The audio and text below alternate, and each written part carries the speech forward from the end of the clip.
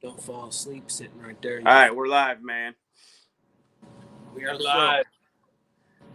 We'll kind of start this out with a little bit of a grumpy note. Like I was telling Heartland just a few minutes ago, I'm a little bit grumpy today because there's been several people in our area, and the town I live nearest to is like 3,500 people, and we've had a few deaths there, and one of a guy I used to work with that's probably 75 miles away from here, and part of it's being because of that however you say the mono IV drip, the concoction they've been giving people that was a real big thing there for a little while, and now like all the other things that actually worked, they're pulling that away from people, and this has nothing to do with what our live is. It's just a really annoying thing because, like I said, this is like the fourth thing that I could think of off the top of my head that's been pulled away from the American people that actually works, and it actually was helping people. And I'm just personally, this was like a major hit of wow, and I'm super fed up with this shit because they can help us, but they're refusing to. They're pulling away stuff that has been working from people.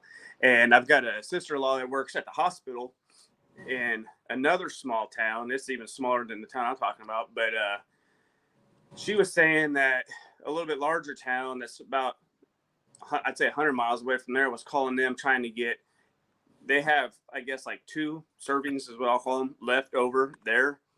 And they were calling to see if they could get those because they needed them. And I'm just curious and irritated why, any of these things that have been working and have been helping people, why they're not, making sure we get these things. I mean, I've got my own ideas as to why, and it's just extremely irritating and upsetting because, like I said, the town I live near is pretty small, so you can't go there without knowing somebody. And, we all knew these folks that passed away or whatever, so it's right. A dumb deal. There's no reason they should have died. There's pain and suffering going on all over the place because I'm seeing it too. There's a lot of us have at least at this point know somebody who's deceased from it. Right. There's a reckoning coming for those who denied the service or denied the life-saving medication for the folks who have it. And it's just such a bad situation. Yeah, it is. It is. And yeah, I just kind of wanted to vent a little bit on that just because,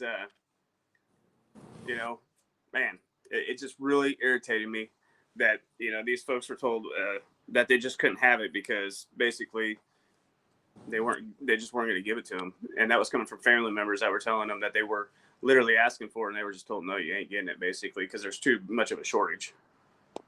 Yeah. But anyways, we'll say what's up to everybody real quick. Native, Ohio Prepper, Virginia Roots, Julian, let's see here, and the Milkmaid, Stuart. Thank y'all for joining us. Whoops. Come on, man. There we go. Thank y'all for joining us. Thank you very much. I know all those names. You guys are great. You guys are all near and dear to my heart. You guys are kind of pretty much what got my channel started, Native and Milkmaid. I remember everybody who joined my channel right out the get-go, and the support has been amazing. So I love it. Love all you guys. Thank you for joining us on these Tuesdays when we bundle up something and do a hindsight on it. Thank you for joining us. We try to make a bite-sized kind of a hindsight for everybody. Put it into a perspective where we can all absorb it really quickly within an hour or sometimes a little bit longer. Sometimes we got to cut it early.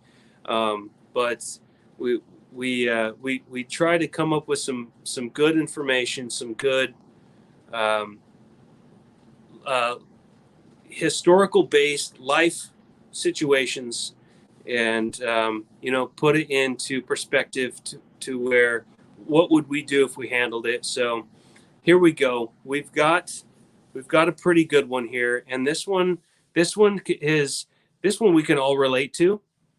Um, this hindsight that we're going to cover tonight is something that has actually never. It's the face of this beast has never changed.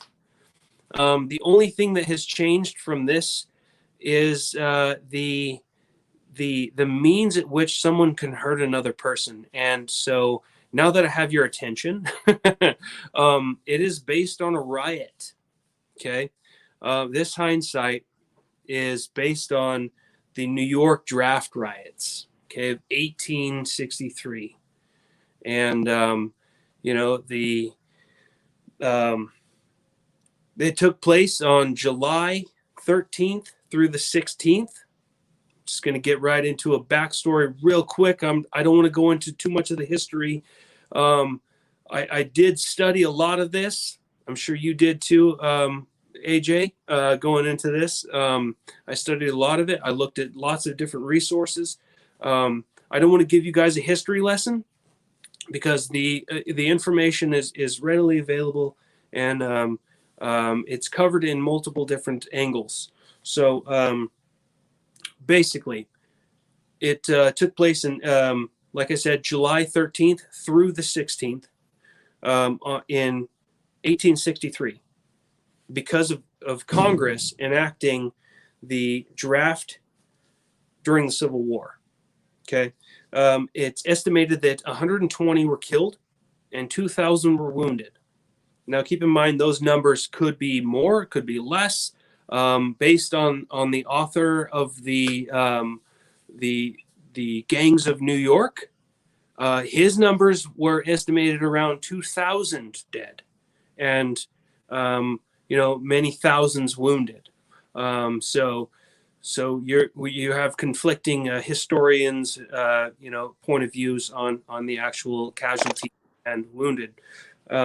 However, it doesn't take away from the fact that there was a historical riot, the bloodiest day, the worst insurrection, and I fact checked the insurrection, the worst, bloodiest insurrection, contrary to what we would believe right now. It's like, July 4th, last year, or, whatever.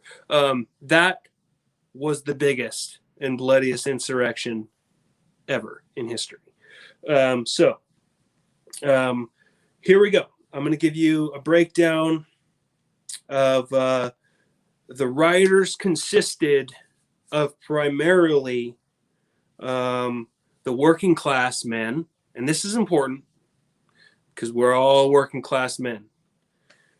Firemen really made up a lot of those rioters, and that's an important little thing there. So working class men, and it is the main bulk of the riot group, which is the workers. So you could imagine what would rile them all up. And then the targets of these guys. So that's another thing to keep in mind is the targets. Who are the targets? Are the wealthy, the blacks, colored, and anybody who supported the freeing of slaves. Because they were coming in as replacements for the workers who were striking prior to the draft.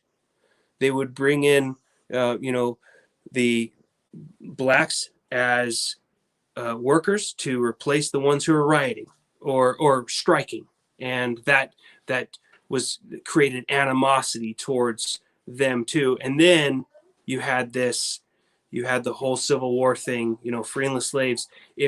If you free them all, and this is what they were thinking, if you free them all, they're going to take more of the jobs, and then So it fueled the fire, basically.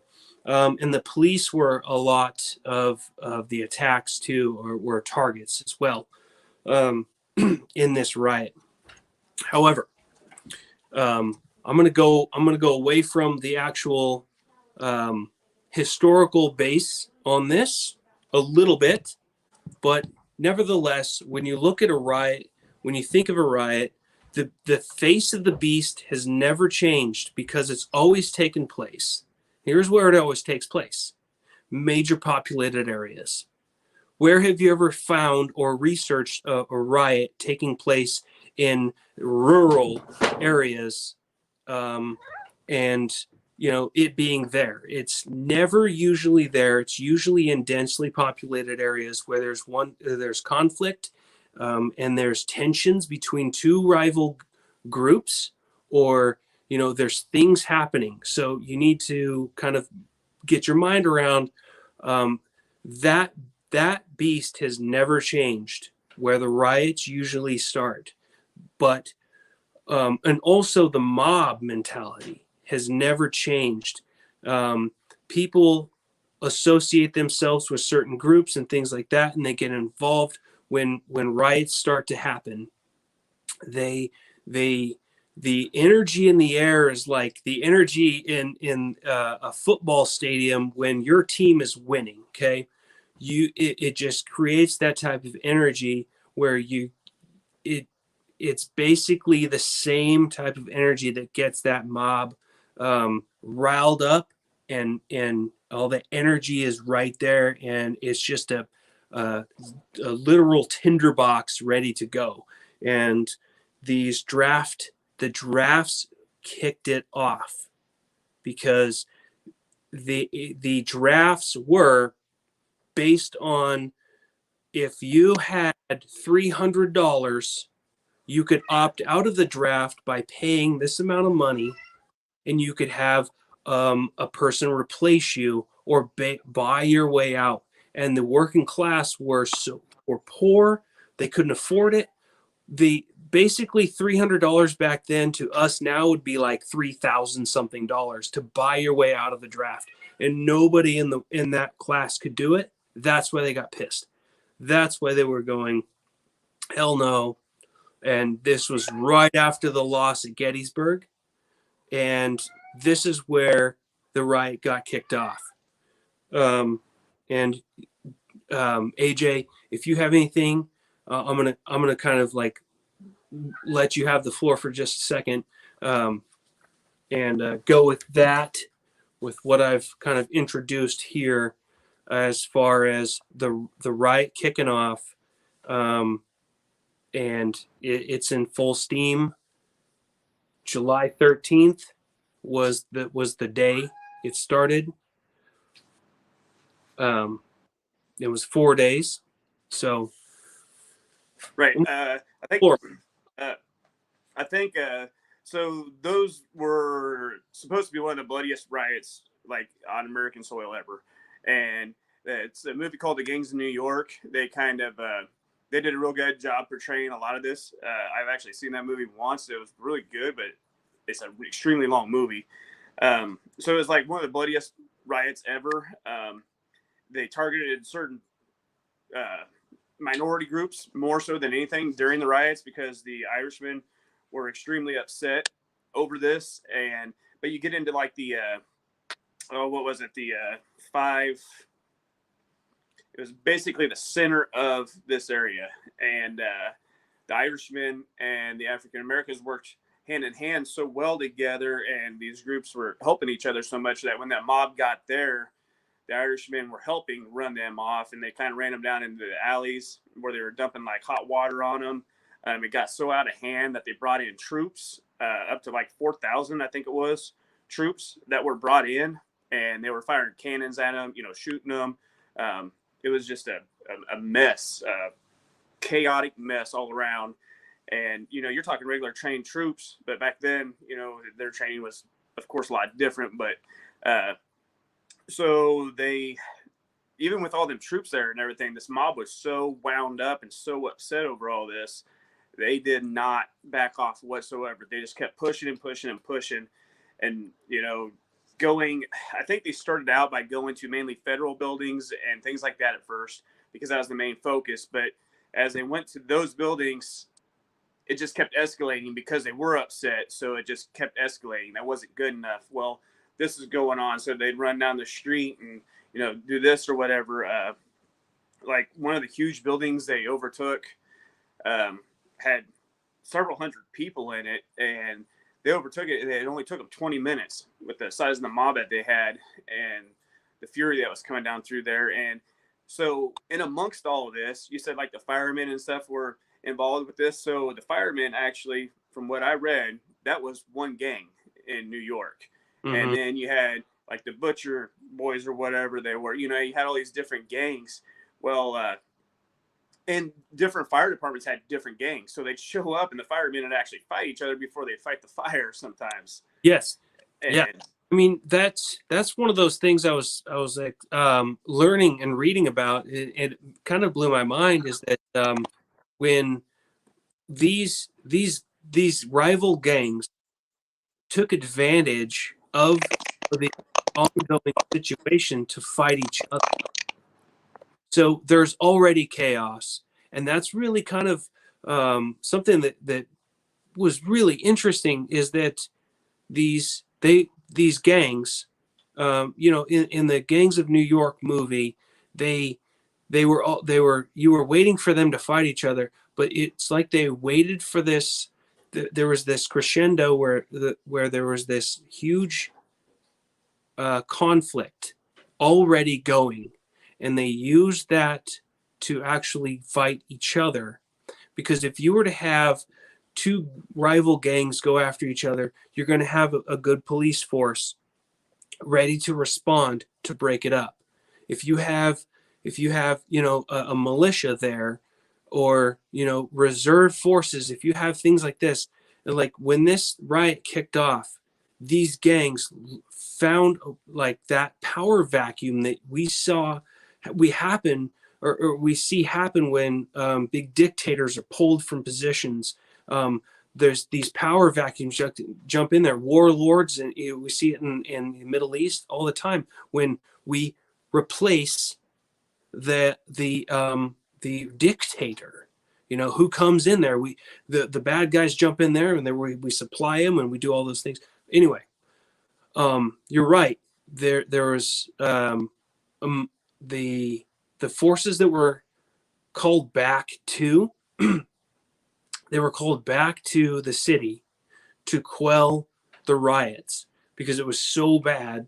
They had to, after the Battle of Gettysburg, after the major loss, they force marched 2,000 troops from Gettysburg back to New York City to get there in time. I think they arrived on day 2.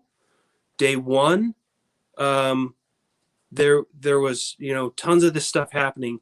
I think it was day 2. There was a huge downpour, which helped kind of help fight the fires, thankfully.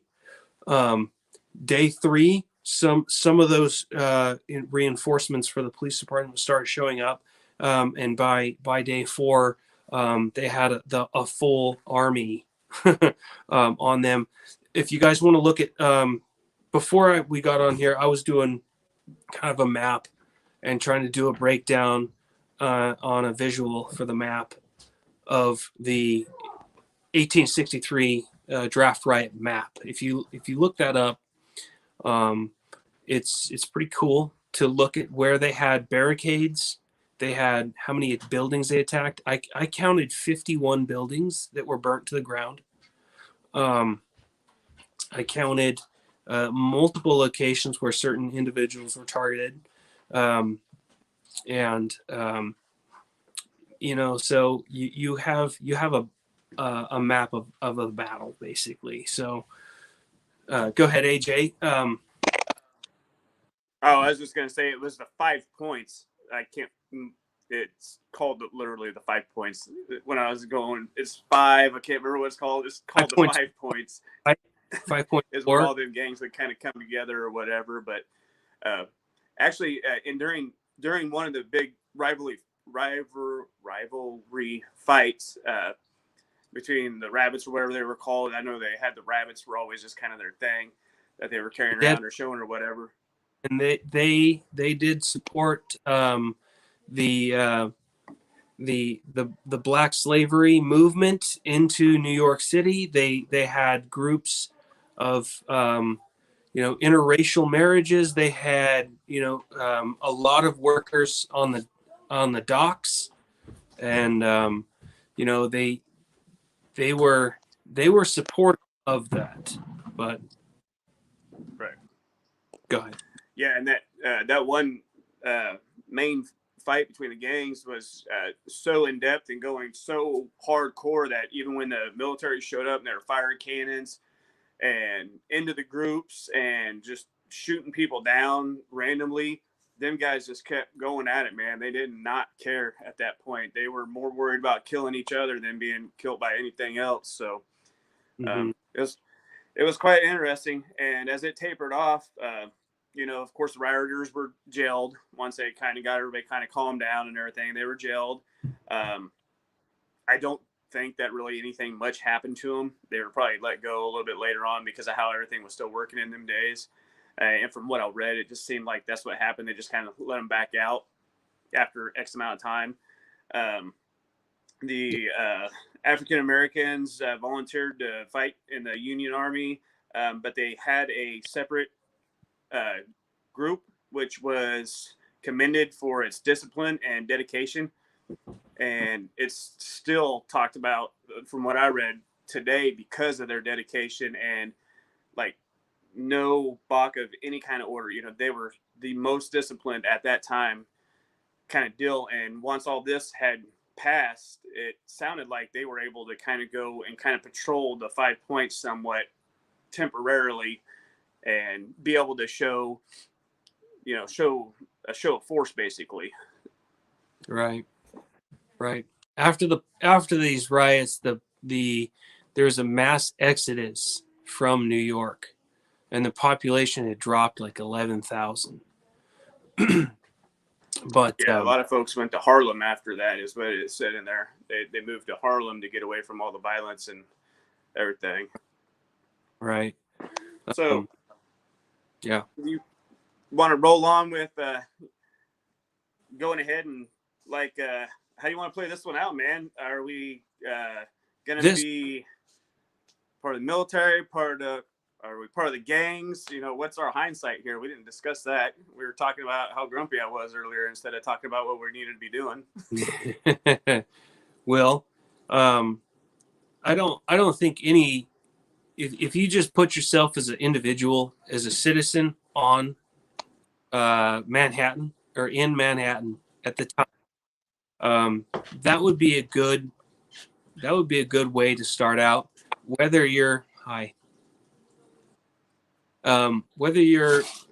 for or against what's going on, whether you're rich or you're part of the riot or working class,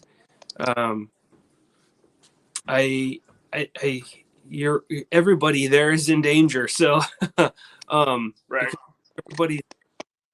Everybody can be a potential target. So I think it would be better for us to relate to a riot if we were kind of put into a position of a neutral ground. You don't have any skin in the game one way or the other. You're doing fine. Right. That way it makes it you're still equally in danger, because there were some people who were just the rioters attacked people who thought maybe they supported the movement towards freeing the slaves. Or so no matter what, if you were on the island, you were either for or against, and either way, if you're rich, you're in trouble. If you're for the freeing of slaves, you're in trouble. If you're part of the riot, you're in trouble. You know Right. what I mean? Yep. So I mean, everybody's there as the same amount of risk, and that's where I would like to take it as from that perspective, because I guarantee you there's people like that. They were neutral, just did Oh yeah. want to be left alone, and they were caught in the middle of the shit. Yeah. What are Well, you let's go with that. Let's run with the gonna neutral do? You're people. caught in the middle of a massive riots where we've Yeah. seen recently. We've seen them recently where they're burning shit down. No cops are doing anything, and if you interact with them, they're gonna either kill you or you're gonna have to defend yourself. We've seen this recently, so this is great for playing out this scenario, and this is great Right. for situational awareness kind of lesson towards I agree. if Dakota Hayes was asking what time everybody, or what year everybody left New York. It wasn't everybody; it was just a lot of folks left New York, and it was toward the end of 1863 and beginning of 1864 is what it sounded like. yeah.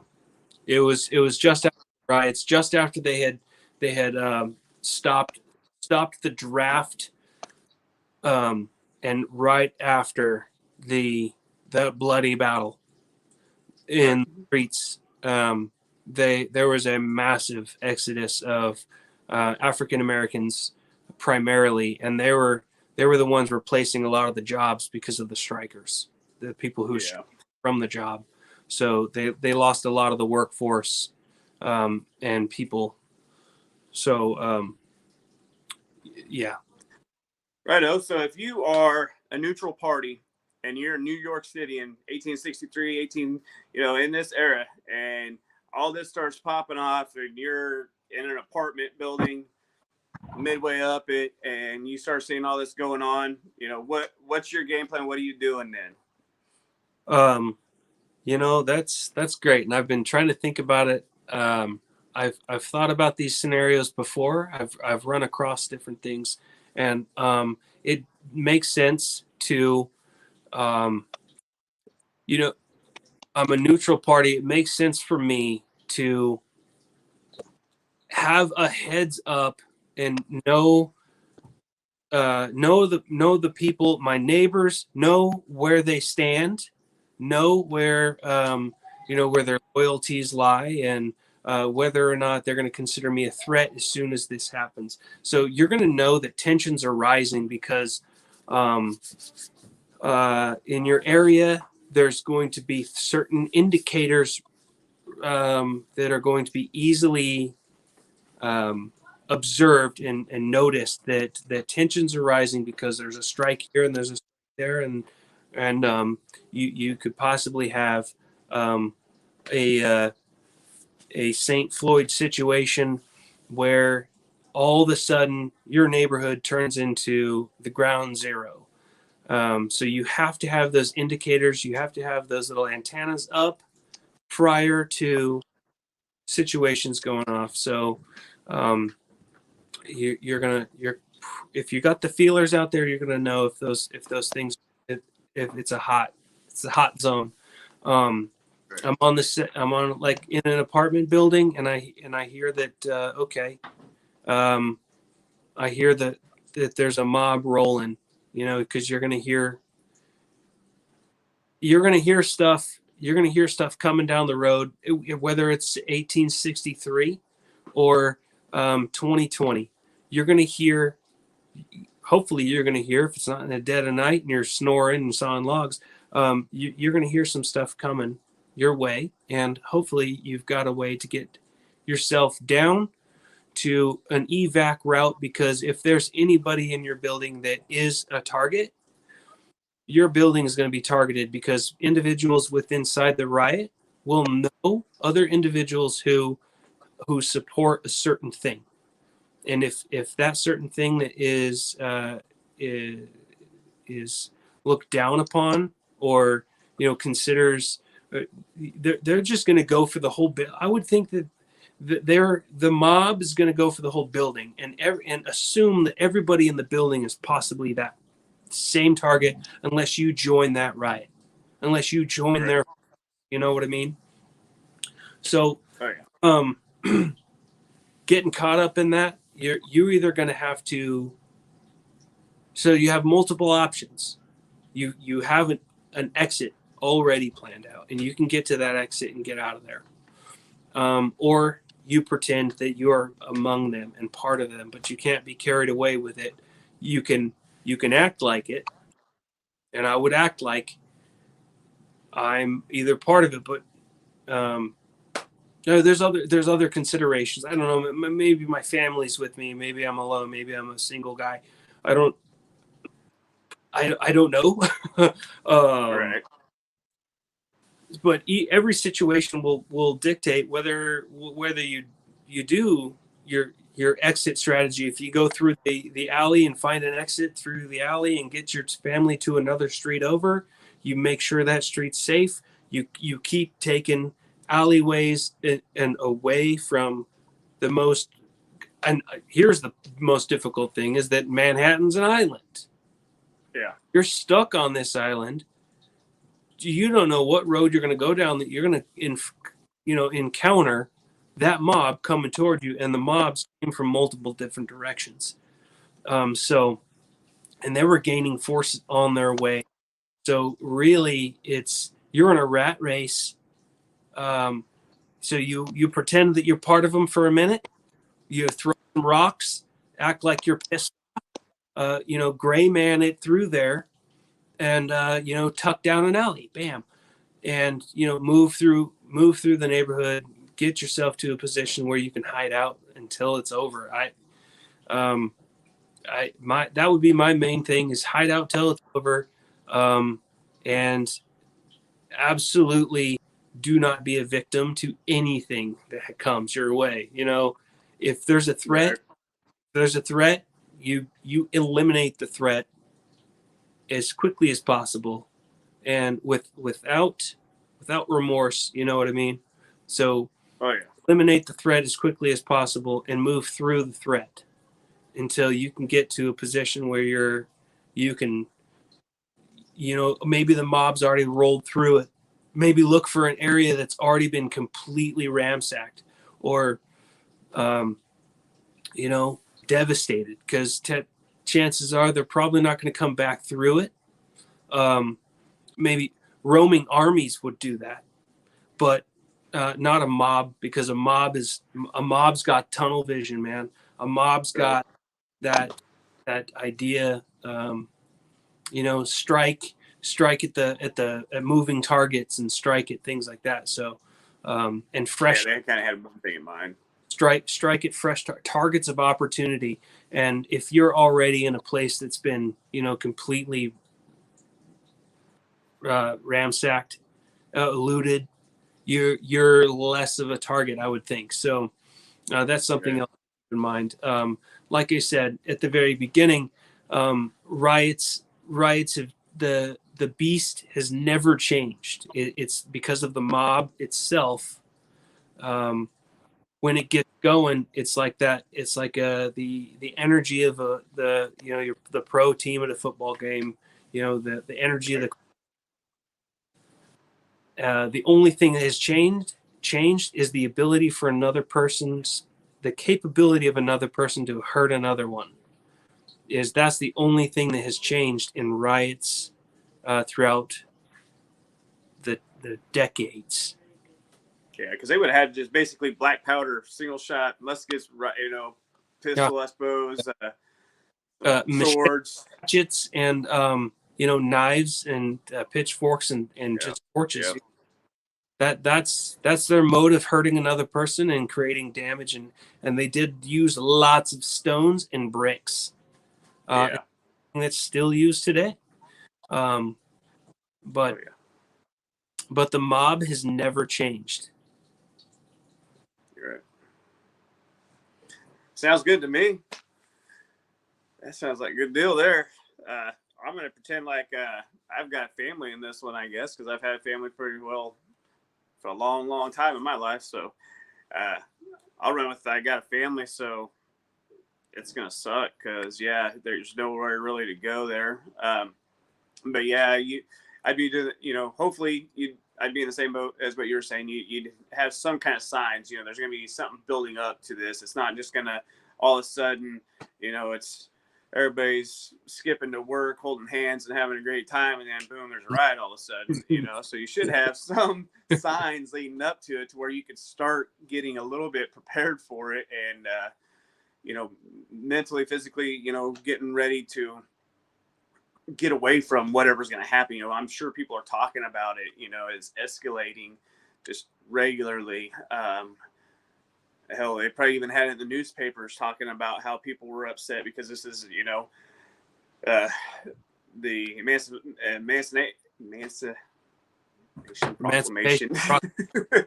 Thank you. I'm having trouble talking tonight. No. So that was in the paper, I'm sure. So, and with this being, with these people being the way they were in this particular location, I'm sure they were talking amongst themselves. It was on the newspaper that, people were upset about this. So there's probably a lot of signs leading up to it. Mm-hmm. And so with that being said, hopefully you would have something and maybe a game plan of some sort to, okay, well, something's going on, something's happening, shit, there's this whole group of people coming down the road now with torches and everything like that. So you bail out the back, try to, I would try probably to kind of go around the backside, I would hope, just from like the scenes in the movie, I guess, which is a horrible way to do it because Hollywood's always right. But, the way they were coming down the street there in the movie, you could about come down out of your building and cut down an alley, like you said, and kind of get to the backside of them, preferably. If not, then yes, try to blend in with them, hoot, holler, throw crap, pretend to be upset while you're working your way towards the back of the crowd, hopefully, so that you could cut off and maybe find a boat or something. I doubt there's going to be anything like that there. So yeah, you're stuck. You're trying to hide basically, or something like that. That would be my only thoughts. You might be able to find a group that, like in the 5 Points, there was a couple groups that got together because they were a tighter community and they were fighting against the mob, not letting them into this particular area. And since they had that confrontation, they just kind of moved on around. That wasn't, that's not what they were looking for. Even a mad mob a lot of times doesn't want to have that actual pushback confrontation like that if there's enough of the other people, I guess. So not that you would know that, but if you got into that area and noticed that everybody was like kind of trying to get each other's back, then you might be able to stick it out there. Otherwise, yeah, it's duck and hide and, have something on your body, on your person that you could, defend yourself with, because, they were brutally killing everybody they were coming across if they weren't part of the mob or whatever. So I don't know any real good hide in the sewer, I guess, man. That'd be a better, might have a decent shot there. Yeah. Pull that up, hop in there, and just roll with it, I guess. So I guess that's what I would do in that particular situation right there with no hindsight. That's how I'd roll. But with a hindsight now, we got a few minutes left. If you want to kick off a hindsight, now you're there, same predicament, but everything that unfolded and everything that's going to unfold. How would you basically prepare for this type of situation? Okay. Well, I'm going to be involved. I'm going to have an outreach. I'm going to have a group that I'm involved with that is also neutral to the situation that could unfold, that I see coming, because that community, there was a lot of them that like this. There were some gangs there that were very protective of other types. They had allies, they had things like that. So allying yourself with the side that you would that is right, because there's always I don't want to put it the wrong way, but there's always like an atmosphere of what is what you can tell is right with an individual or the groups think. So when you align yourself with a certain group, you want to be able to kind of vet their alignments, and whether they're going to be a threat to you or not. So I'm going to be keying in and looking for the group that's going to be more protective of certain communities, like you were saying, and not let the mob roll through it, or do your best to fight it off, but position yourself to where you have allies in all around you, and the thought of blending in is really key as well, but not to be so involved in whatever situation that's happening that you lose and start following that mob yourself, because we can so being grounded, like emotionally away from like these hot topics, these hot like boiling points, being grounded with yourself, grounded with I don't know if that makes any sense, but no, you're good. Yeah. I don't know, with your morals, and that way you don't get caught up in what's happening too, because there's been certain situations where we've gotten worked up before, and we were willing to or wanted to kind of join a movement and a mob as well, but you have to stay grounded, thinking logical, because Right. as soon as you start to let that energy take over, you're going to be just as bad as those guys. So having the mental cognizant ability to see the potentials is going to be a really big one for me. I don't know if that makes any sense, but to me it does. I'm sorry. Right. Yeah. No, you're good. I'm following you. This stash of my own protective gear is going to be paramount, because I want to be able to supply myself and my loved ones with means of protection, and having an exit strategy is going to be like having a fire exit in a major building, but it's going to be on a citywide scale, and so that plan of having an exit during whatever happens is a good start, but you should always know that no plans survive first contact. So you'll have to have contingencies upon contingencies, which means you have to be absolutely flexible with what the situation's happening, with what's going on. Right. And so I think hindsight, you're gonna have to just be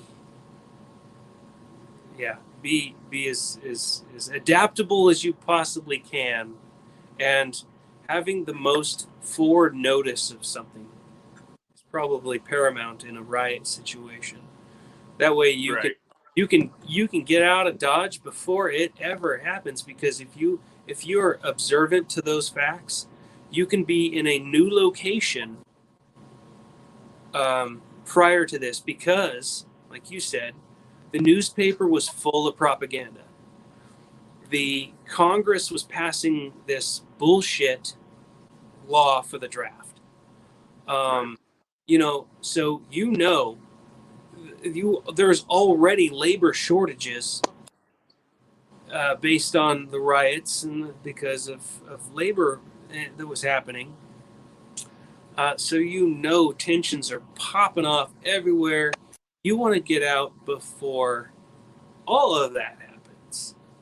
And I want to hear from. I want to read stories of people who did leave before it happened. I want to see their story. Like I want to know what they were thinking. It'd be kind of interesting to dig into this a little more. There's some of them out there historically who did it. Guarantee you. Right. There's guys like you and I that lived back then. I guarantee you that. Yeah. Yeah, I'm glad you called it propaganda when you're talking about the newspaper, because that's exactly what it was. Even back in 1860s, they were trying to drive wedges in between people. They were making, the Irish immigrants hate their African American folks and hate the Catholics. I mean, they were just driving these wedges all over the place, and it was literally the Democrats and the Republicans, even clear back then. It's insane that back in that day, they were still trying to, just cause people to fight for whatever reason. They must have still been making money off of it somehow back then. Yeah, the story hasn't changed much. No, apparently not. War never changes. Right. Yeah. Team 4. Well, I'm going to cheat a little bit because this is hindsight, right? So we know everything that's going on. I'm cheating a little bit. I'm going to have a boat already. It's going to be a crappy boat. It's going to look like crap. It'll be chained up good. It'll be waterproof. I'm going to have me some hardtack in there. Some, was it pemmican? Yeah. That, like, meat stuff that they made back then. I can't imagine how horrific that tasted, but, that and hardtack. Looks good. Yeah. I don't know what kind of bottles you'd have. Probably old milk jugs to store water in, because you only have salt water around you. So I have some of that in my little. Only need enough to get across the Hudson, right? Yeah, have a little, crappy boat that's just a fisherman's boat. Have all that stuff in there. I have me a couple of like informants from each gang member. Or each gang, that I'd be kind of buddy with, trying to, rub elbows with them once in a while, doing that thing, so that as things escalated, hopefully they'd tell me, Yeah, listening. I'm right here. Hold on. Okay. Keep going. Yeah, and I'd probably just keep, kind of running the game like that. Heck, we're having hindsight here, so I'd have all kinds of little guys running around checking things out for me, and I really cheated on this one, huh? You like that? No, I like it. That's brilliant. And then basically paying these guys off, working for them, doing whatever it takes to have them be able to have my back and help me know when something is going on. And then I get that little foot ahead to get going. But then, like you said, plan 1 doesn't work all the time. So the boat's out. Plan number 2 is I paid off some, because I'm poor, I couldn't pay off nobody. So I go break into some wealthy guy's house, take everything I can to trade off to some of these gangs to be able to, get my way through there with their protection or whatever a little bit to get to a safe area possibly. Mm-hmm. And when that fails, then I guess I'll use my butcher knife and try to get out of there. Yeah. There was a really good. I'm glad you brought it up because there was a lot. There was a lot I was researching, and there was a lot of things that I learned about it that I hadn't heard before historically. So I learned a lot from that historical. If there's any historians or people who like history out there, it's a really good one to look into. And so it painted a new light to that whole situation where the Gangs of New York movie didn't touch on. They were based on the gangs, but the riots were a whole new like entity in of itself. But Yeah, man. There was a few other things I'm thinking of. Mike was off. Yeah, Yeah, them gangs back then were your mouth they're was moving, but there were no words coming out of it. yeah. I think my wife wished that she had that little button she could just click sometimes when I'm talking, just boop. Uh, but yeah, them guys were crazy violent because I mean, you know, gangs now are violent too. But you know, these guys, it was all close quarter stuff. Period. You know, butcher knives, bats, all that good stuff. So, And I do believe that we would see the same types of situations kicking off because, um, if you would to take then and put it to a now type of situation, you'll still have a lot of people with melee weapons. I would think. Look yeah, at what you have now. People, all they do is try to start fires and throw bricks and rocks and then throw fireworks. Um, yeah, but the big groups, you can't supply them. Can't supply them with that type of, let's say firepower, because that immediately gets crushed. Um, so you're still going to see the same type of situation being carried out, is where there were firearms, but it was limited. Um, but mostly it was all blunt objects, rocks, stones, and incendiary devices. So, and that's still yeah. what you see now, because there's no mass supply. Someone supplying them with that type of. Well, yeah. I mean, Had well, they maybe had back it, then they had. they had the ability. Yo, man, I think it would have been 10 times worse. But Right. but no. Um, So, do you think they were setting pallets of bricks around the town? They were just pulling them out of the street because the streets were bricks, like here. Yeah. Oh, okay, so it was a lot easier. They didn't have to put pallets No, strategically around the they town just then. they just pull bricks out of the streets and Okay. throw those. Well, maybe we should send that up, you know, as a deal. Hell, you'd probably get an award Right. if you sent it up to the White House down and said, hey, if you guys just put bricks in the streets instead of paving them, you guys won't get caught doing dumb things. So here you go. Help these guys out a little bit next time they need to cause a little fuss around here. Just lay Oh bricks man, in the street yeah. again. Those then they were called paving stones. Yeah. So they were using paving stones to throw at the police and things like that. And the streets here in where I live, there's still streets of paving stones. We have the same, and they are the roughest streets in the They la- world, probably. they last a long time because some of them are back in I think 1905. Yeah. There was a brick company here that made the bricks. Yep. We have For one around here too. areas, and those paving stones, man, they're healthy. They're healthy. Yeah, they are. My granddad was telling me he got paid $1 a day to lay those Yeah. back in the day, and that was excellent money. He was thrilled to go to work and lay those in the street for $1 a day, and I was thinking, oh boy, If how we about that? so if we ever do excavating work, I and the spoil pile is full of those, because we'll find occasionally those. And this is just a side note. I'm kind of we're kind of done with the rioting thing. The riots you got to be prepared for. Let's just kind of go back to it real quick. Riots you got to be prepared for. If you're in a riot, if you're caught in one, they can spur up at the moment's notice, or they can be something that's a long drawn out process where you see it coming.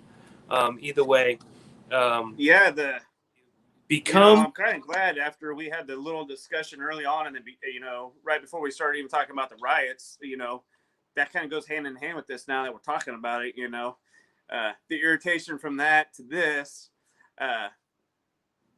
Yeah. Yeah, these people there's someday.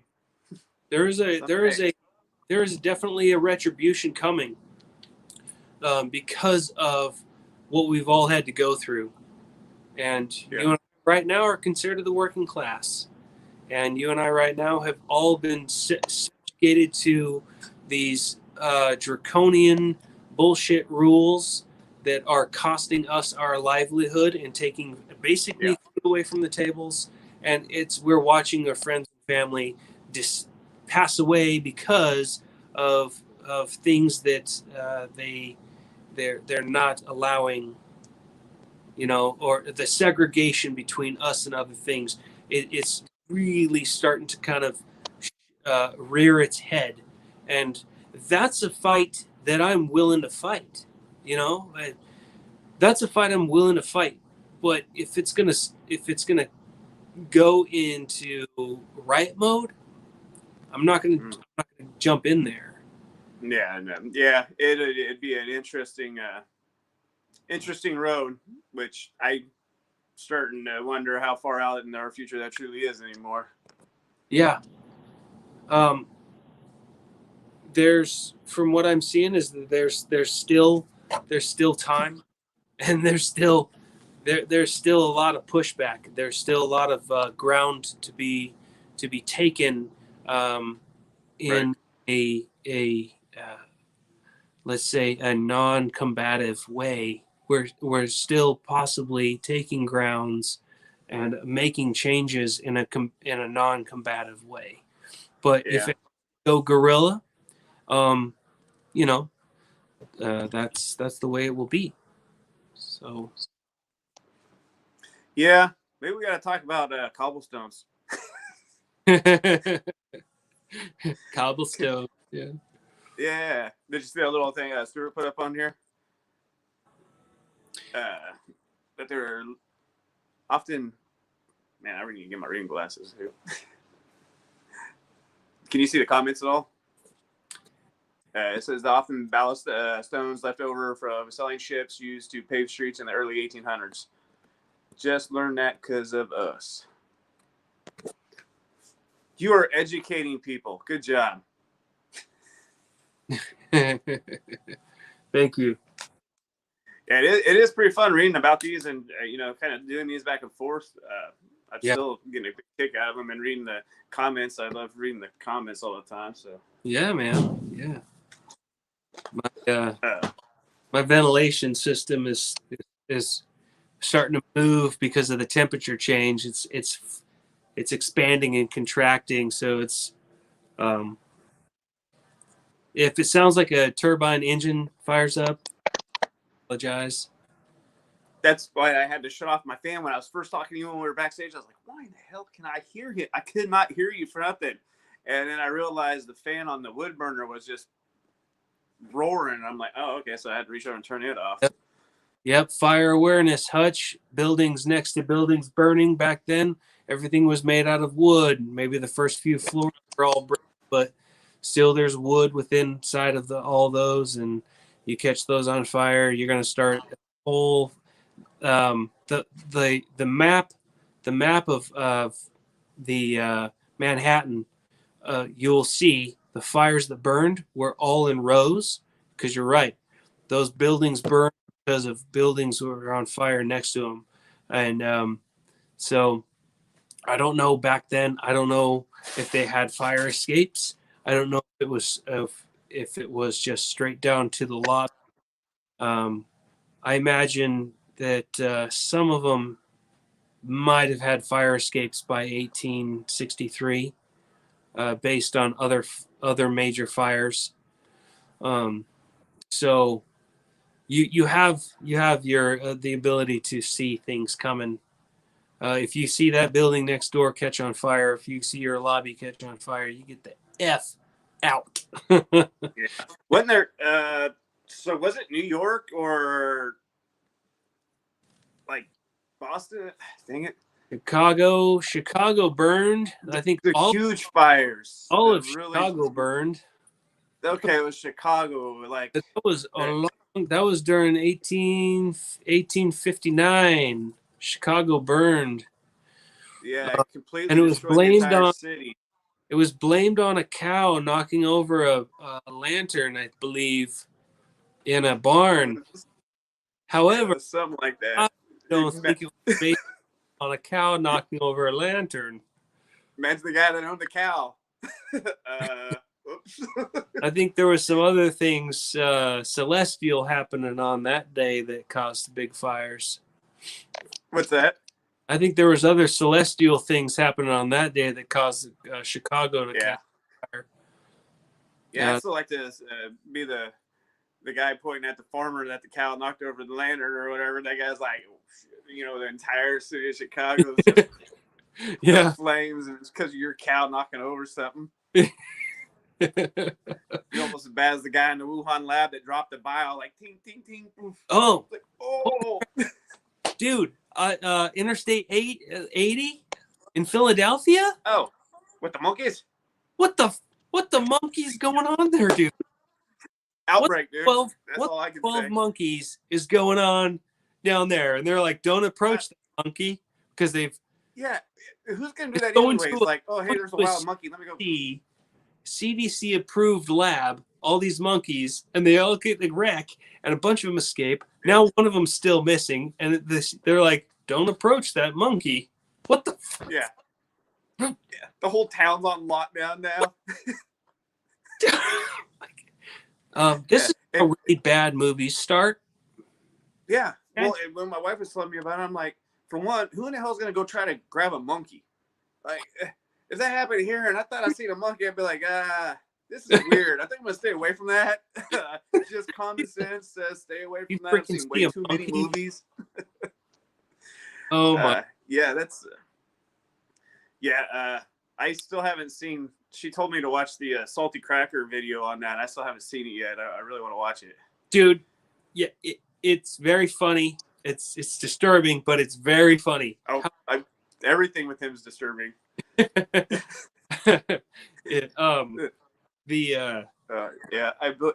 believe you would, Hutch.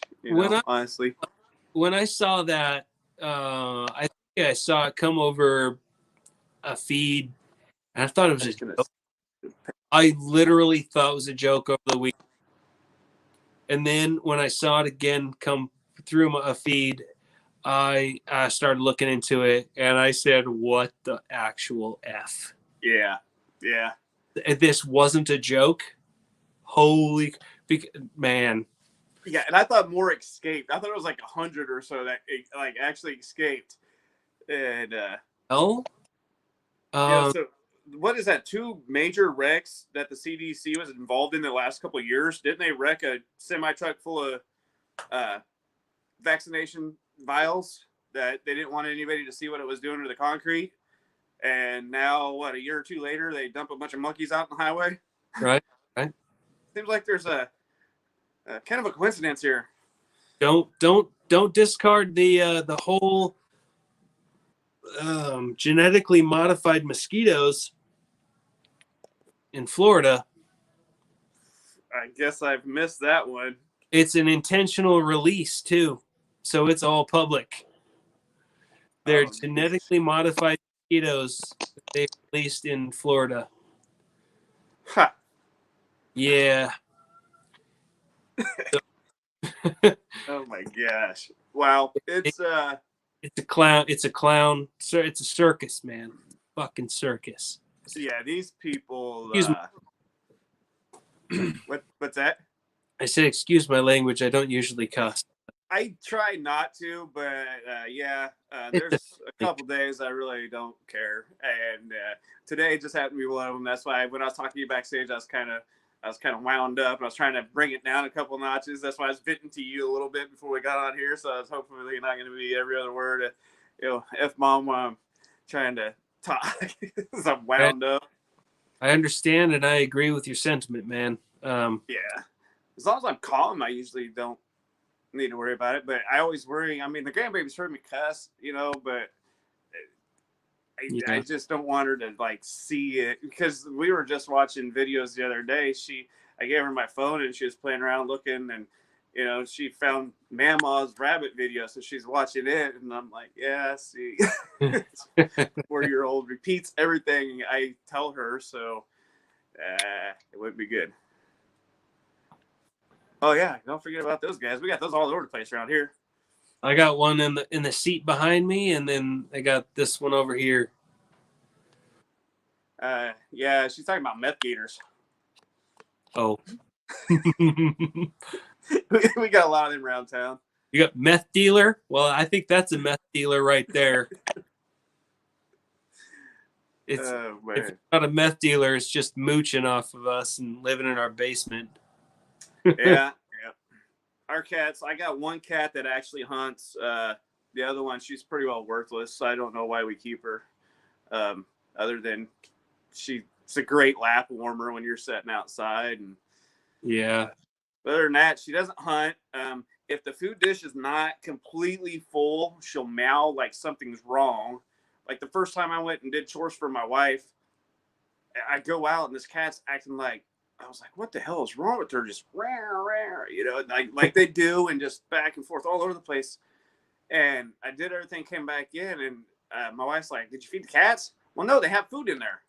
Well, no, it's not all the way full. It can't get down any, or else something's terribly wrong. Yeah. So she's not a good farm cat. She needs to go live in the city with somebody where she can just lounge around and not worry about hunting anything. That one's sitting right back there. During the night, I can hear it knocking stuff over down here. So I come down every morning before I go to work and put a little food in their dishes. And there's always something of mine personally on the ground. Like I have like these MMA, these gloves, and that's one of their favorite things to throw on the ground is those. Or it's like I have this board here with my dry erase markers. Those will be all over the ground, spread out, and they just know who to F with, you know. Yeah. You talk about them MMA gloves. I got mine out the other day because I was gonna work my bag, and I was looking at them and looking at my bag, and I'm like, wow, these things are both in horrible condition. Like my gloves are just, there's like hardly anything left to them anymore. You know, like they're supposed to be red, but they're mainly just white from where all the leather's just been ripped and torn, you know, just ate up. Yep, like that. And then my bag. Those are the knuckles. Yeah, and then my bag is the same way. Black. It is concave like this now. And I'm like, oh my God, man, this thing ends, you know, it sits like this pretty much all the time. And I unzipped it like you're supposed to do, and I, you know, hung it upside down, beat the hell out of it, trying to get everything to work down like you're supposed to do. Yeah. And then I shoved all kinds of other stuff in there, trying to just pack it back to normal. And then I hang it up, and it just kind of just, it's like it's got the leather's just so shot it won't even hold itself. You ever completely gut it fully? Be aware of the sandbags that are inside there. I think they try to keep them to the center of the bags. Yeah. When I had restuffed one, I think I restuffed it while it was laying on its side, and I accidentally put one of those sandbags a little close to a striking area. And when I hit that thing, holy crap, I thought I broke my wrist. Yeah, but I literally did fracture bones in my hands because of mispacking a bag when I was younger. I wasn't sure how to do it. And I threw some real heavy like body shots. Yeah. And then I just felt this like, and I knew what it was because I'd boxed for long enough that as soon as the pain like went to my elbow, I was like, oh man. And sure as hell, yeah, I busted up some bones in the top of my hand because of how.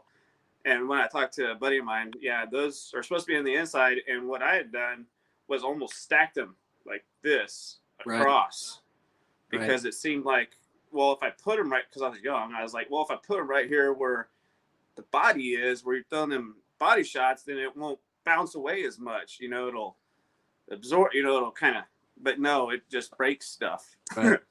Well, if you work on the bag and you gradually work yourself up to harder and harder, striking spots or striking surfaces that are harder and harder, you're doing iron body training, basically, where it's hardening your knuckles, it's hardening the bones in your hands because you are creating small fractures, Yeah. which when they heal together, it's never going to break again in the same spot. If you've ever had a fracture or a bone break, when it heals together, if you break it again, it'll never break in the exact same spot. So if you're creating continuously small fractures, you're hardening the bones, allowing it obviously to heal, which tiny fractures can heal pretty quickly without doing a full on break. Um, you're going to have a hard fist that you're not going to feel it if you connect with someone's skull, man. So you'll be able to punch real hard and hit some hard parts of the body, and not even it won't even phase you. Won't even phase you. And Yeah. that'll never change. I mean, if you ever look at your knuckles, like look at the one that protrudes out. Oh yeah. Like I got a freaking horn sticking out of my knuckles. Yeah. Yeah. Those ain't very friendly on your face. Like a set of brass But knuckles are built into your bones. yeah, there's a Olympic boxer I watch once in a while, and he has these little. They're just like you can carry them in your pockets. They're just like yay thick and about damn it, camera, about that much of your hand. Mm-hmm. There we go. About that much of your hand is all it covers, and it's just maybe showing people how to hit on a bag or whatever, just real quick without having to glove up or whatever. And he's always like, "Yeah, if I was ever to get in a street fight again, I'd put these on, because like boxers or MMA guy, you don't want to bust your hand up, so you're trying to protect your hand a little bit." And I kind of want to see where he got those at actually, because those would be kind of handy if just messing around like my son-in-law or whatever, doing mitt work, to be able to just slip those on and work the mitts real quick. Dude, I tell you what, if that covers your skin from getting hitting someone in the mouth, and if you ever heard of fight bite, you ever punch someone in the teeth? Oh yeah. There's that bacteria that can get under get in your blood, and so and people are nasty. I don't want none of their. Just a small layer of leather, and you could still deal the same amount of damage. That'd be fantastic. But you want it to be fist packed too. So you want it to, whatever you have, if you're covering your knuckles from here, basically to where the backside of your knuckles, you want to fist pack. So you want something inside here to hold on to that fills in this space, rather than curling fingers like that. You like a lighter is a really good fist pack.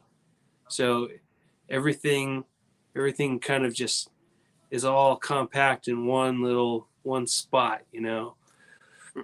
That would be a really good thing to just slip your hand in your pocket and it goes right on. Yeah. If you're in a hand-to-hand combat like fight situation, I want to be able to strike and not worry about damaging my knuckles. Yeah, that's no bueno. Oh, good. Great, man. I'm glad we kind of just completely went off on something, but we're still sticking to this kind of. Yeah, I don't even know how that happened. It's okay. Hey, it's okay. Yeah, I don't even know how that happened. Wouldn't KT tape work? What's KT tape? Is that like medical tape or? KT tape. Yeah, because I mean, like I know sports. I know tape. Even just like a normal hand wrap, like when we we just wrap our hands with our hand wraps. A lot of times while the coach wasn't around, we'd go punch on the bags and stuff, and just like you said, any kind of layer in there was nice, but So yeah, just getting something so your skin isn't getting tore up. Yeah, it's good to toughen up your skin a little bit and stuff like that. But if you hurt your hands when you're hitting something, if you hurt your hands, your body's automatically going to pull your punches a little bit. You're not going to hit as hard as you should hit because your body's going to subconsciously kind of make you pull your punches a little. So Yeah. KT tape, whatever KT tape is, I'm sure it'd work just so as long as it covers that skin a little bit. Yeah. Yeah. That's for sure. Hey man, she better not be having one of those in her pocket. I better be watching what I'm saying. Fist pack for sure. Right. A big lighter I work. get her too many. Really good. She's got too many guns and knives and fist packs. Apparently, I got to start being more careful what I say. Yep. A big lighter works really good for a fist pack. We're hour and 15 minutes in there, boss. All right. Hey, we'll kill it. This has been great, man. Thanks to everybody for showing up and sticking around. And for sure, yeah, definitely join us on this Tuesday. Thank you. Yeah, and if anybody has any ideas of hindsight, put it in the comments, and we'll see what we can do on it, and kind of go from there. Yeah, and if we are also looking to have a guest every once in a while. So if anybody is interested in being a guest in doing this with us, except for that Hutch Homestead guy. Just in case he's still watching. Yeah, that'd be cool. Yeah, just let me know. I was gonna actually reach out to a couple people and see if they wanted to do it.